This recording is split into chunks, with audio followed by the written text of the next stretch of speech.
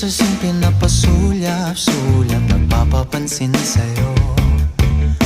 Umabot sa palitan ng mga mensahe, kilig na kilig ako. Kumusta, kain na, hello, magandang umaga. Ingat ka, pahinga, huwag kang masyadong magpupuyat pa. Naramdaman ng puso na dahan-dahan akong nahuhulog sa'yo. Sa kada araw natin na pag-uusap, meron nang namumuo. Ngunit di ko na alam